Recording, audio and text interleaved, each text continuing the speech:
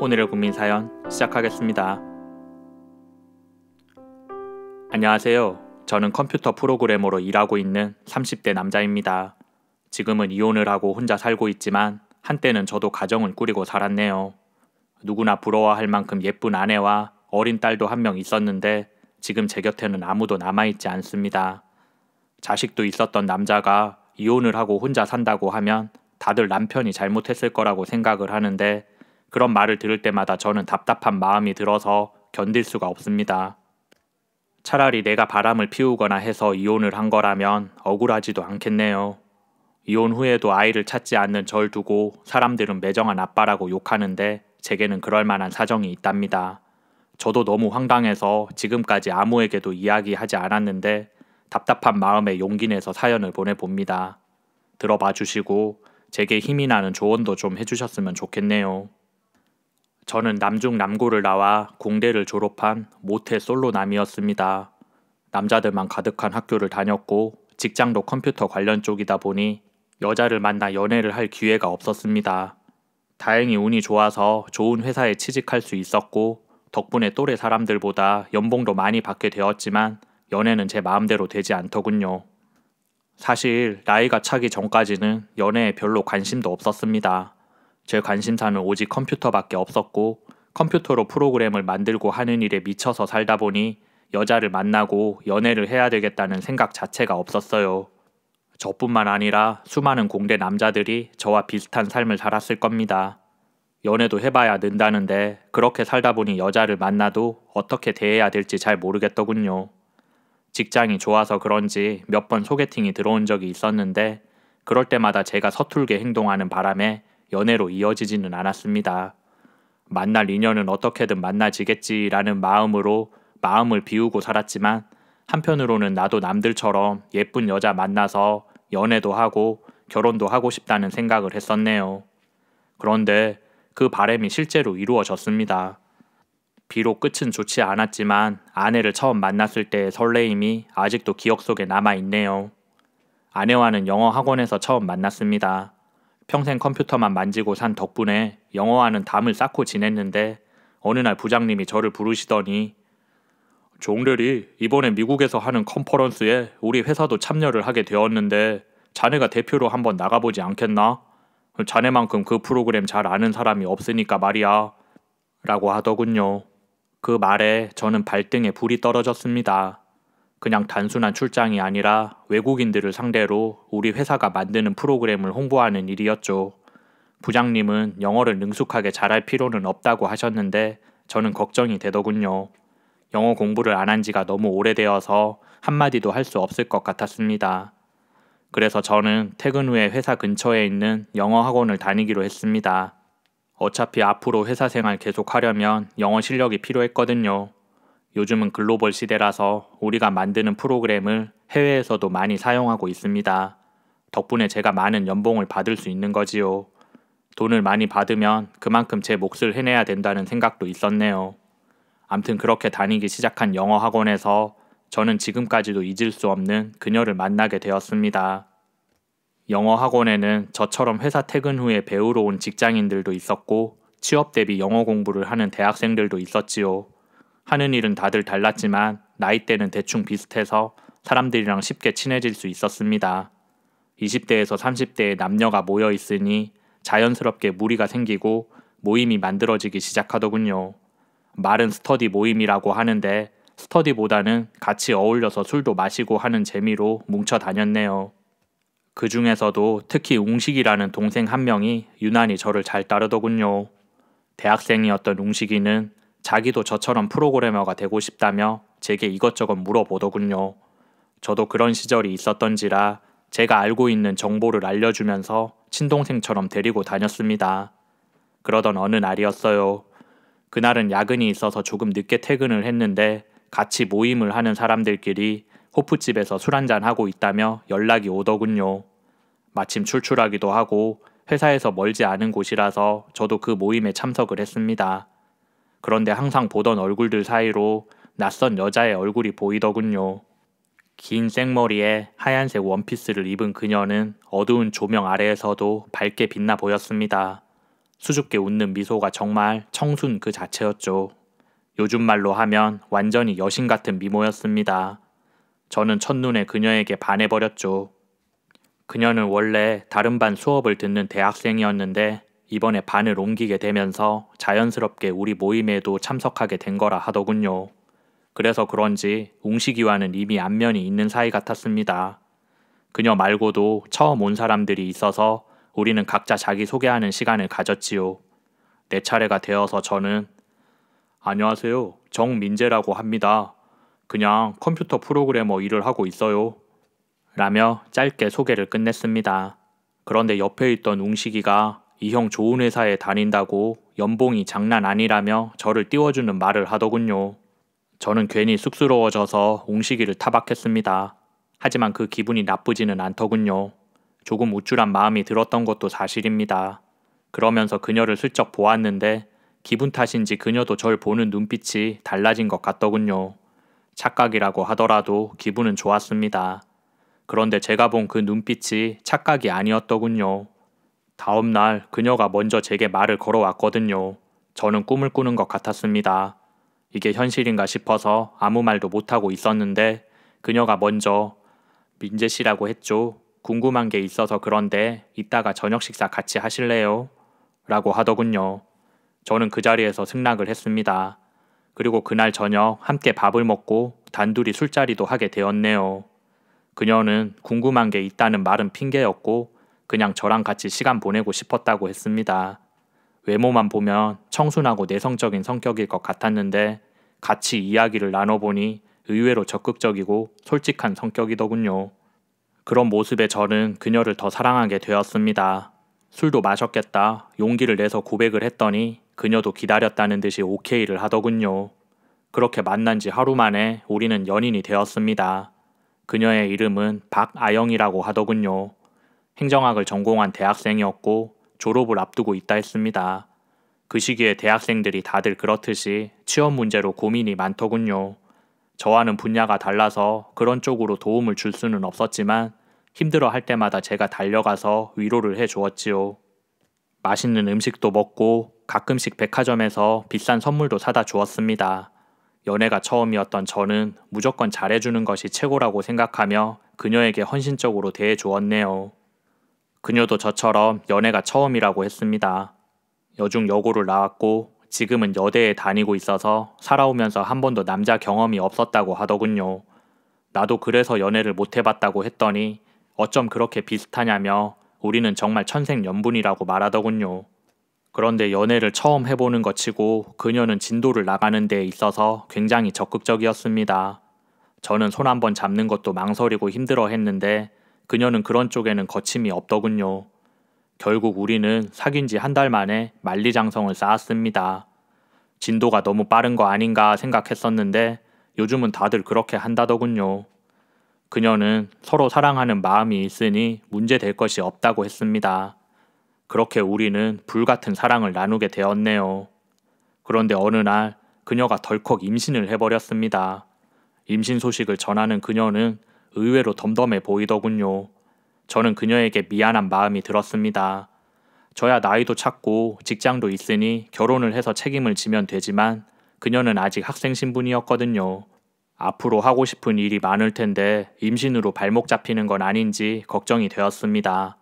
하지만 그녀는 오히려 잘 됐다고 하더군요. 처음에는 그녀도 당황했었는데 가만히 생각을 해보니 뱃속의 아이는 하늘이 주신 선물인 것 같다고 했습니다. 조금 빠르긴 하지만 난 오빠랑 꼭 결혼하고 싶었어요. 내가 누구보다도 사랑하는 사람이 오빠거든요. 이 아이는 오빠와 나 사이의 소중한 축복이고 선물이랍니다. 그녀의 말에 저는 감동의 눈물을 흘렸네요. 그렇게 우리는 서둘러 결혼을 하게 되었지요. 그리고 얼마 후 아내는 출산을 했고 귀여운 딸아이가 세상에 태어났습니다. 아이가 태어나니 저는 가장으로서의 책임감이 생기더군요. 지금까지는 혼자 살면서 내 한 몸 먹고 살면 되었는데 이제 가족이 생겼으니 직장도 열심히 다니고 돈도 더 많이 벌어야겠다고 생각했습니다. 아내는 결혼과 출산을 하면서 취업 활동을 중단했고 집안에서 살림과 육아를 하면서 지내겠다 하더군요. 주변에서 아이를 키우는 일이 쉽지 않다고 들어서 저도 힘 닿는 대로 도와주겠다고 했습니다.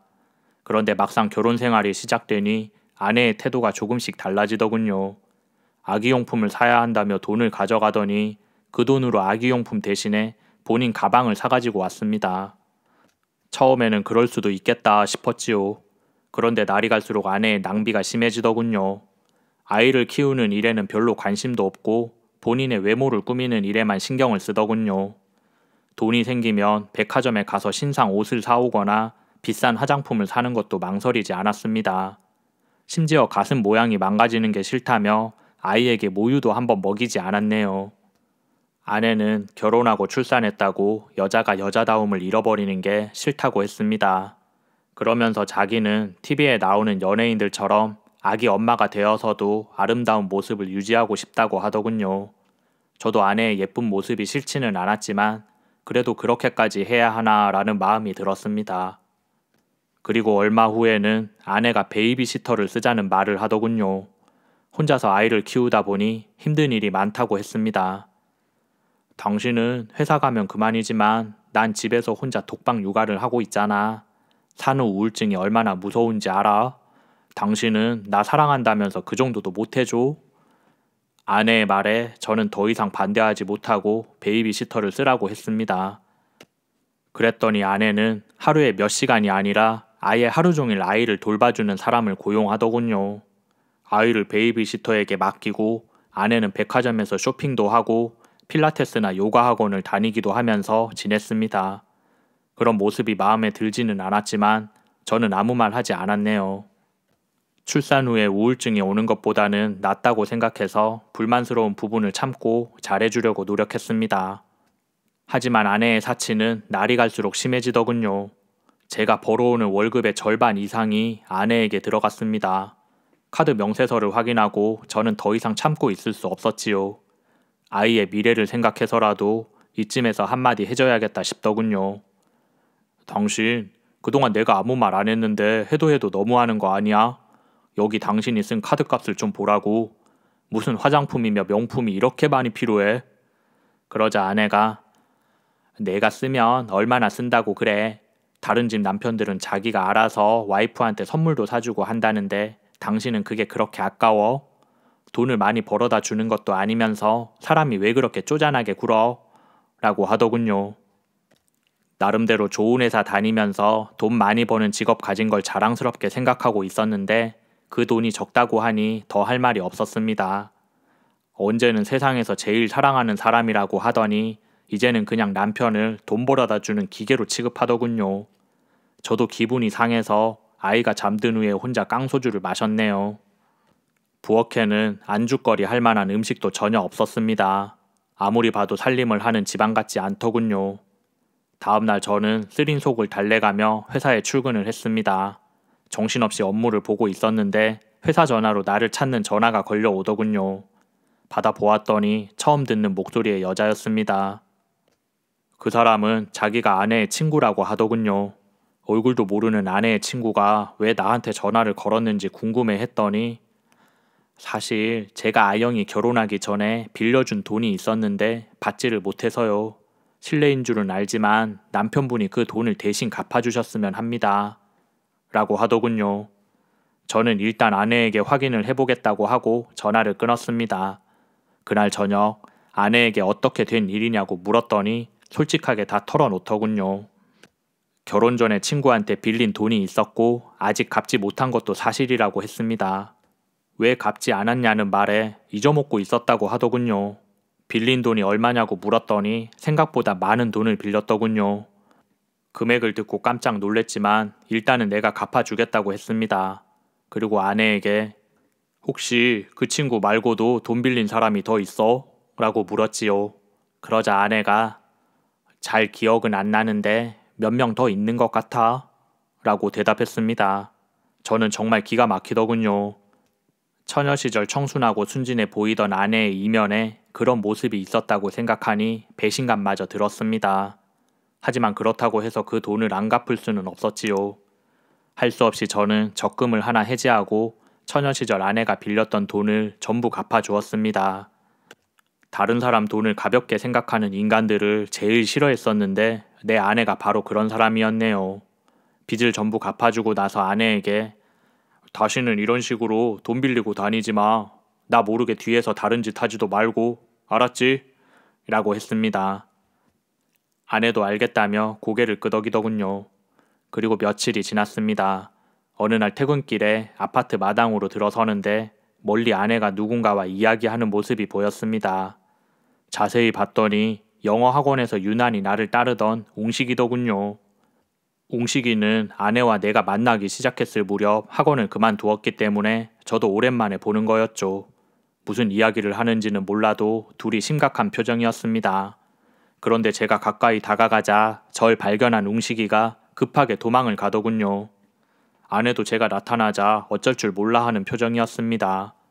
수상한 마음이 들어서 아내에게 무슨 일이냐고 물었더니 다른 일이 아니라 내가 웅식 씨한테도 빌린 돈이 있었거든. 적은 금액이라서 나도 모르고 있었는데 갑자기 나타나서는 돈을 갚으라지 뭐야? 라고 하더군요. 그런데 왜 날 보고 도망을 간 거야? 글쎄, 그냥 좀 불편했나 보지. 그나저나 당신 배고프지? 오늘은 내가 저녁 차려줄게. 빨리 들어가자. 저는 찝찝한 기분이 들었지만 일단은 아내의 말을 믿기로 했습니다. 아내는 자기가 전부 해결했으니 더 이상 신경 쓰지 말라고 하더군요. 그런데 다음 날 저는 우리 집 근처에서 다시 웅식이를 발견했습니다. 아내와 아이가 놀이터에서 놀고 있었는데 웅식이가 몰래 숨어서 그 둘을 훔쳐보고 있더군요.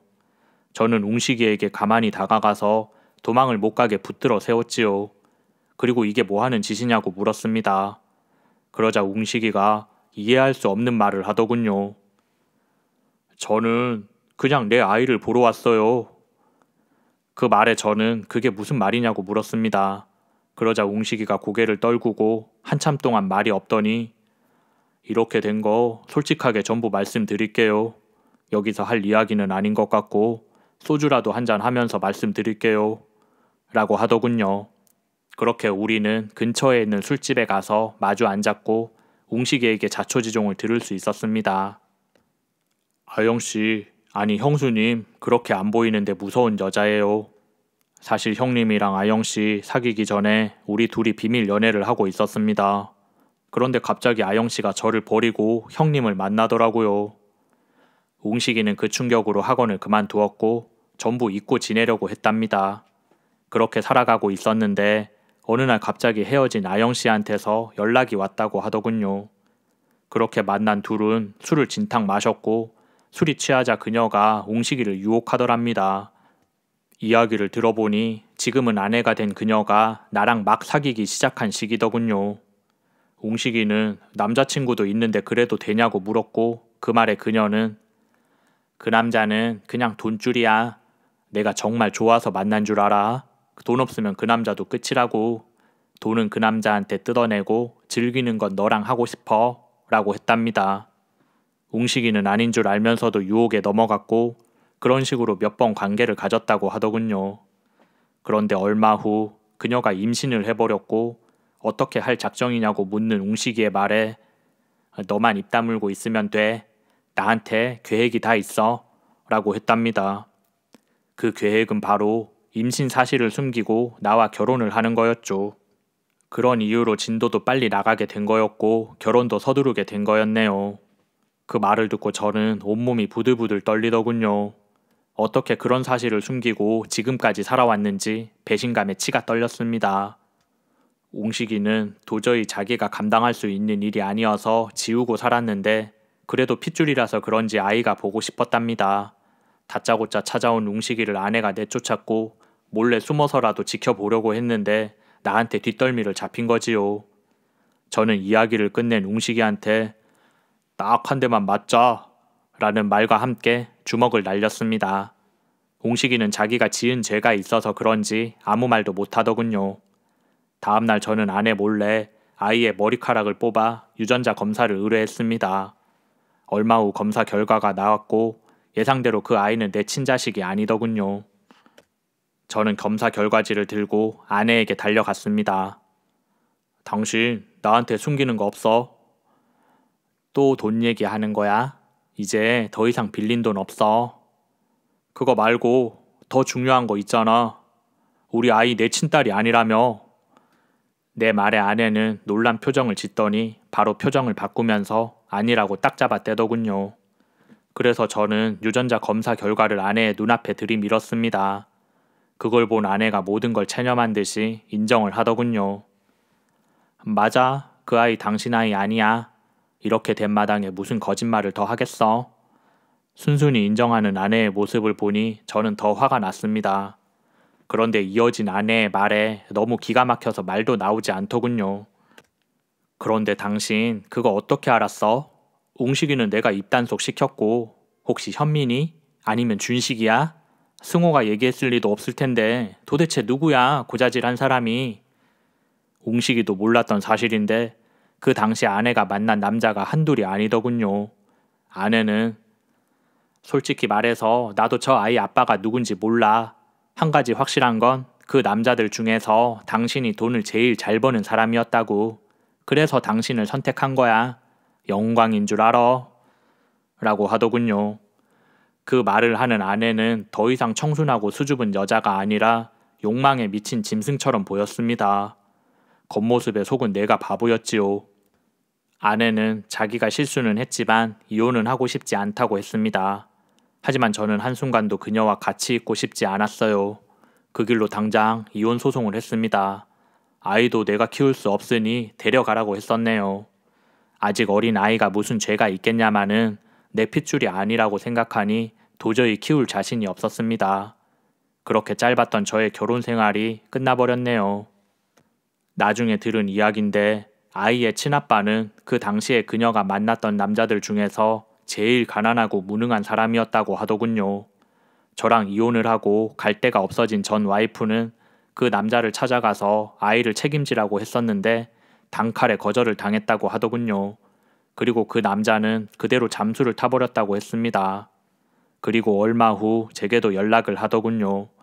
울면서 자기를 다시 받아달라는 말에 저는 냉정하게 거절했습니다. 아이를 생각해서라도 용서해달라는 말에는 마음이 조금 흔들렸지만 다시 받아들일 수는 없었죠. 아마 저는 그녀를 평생 용서하지 못할 것 같습니다. 그만큼 저도 마음의 상처를 많이 받았네요.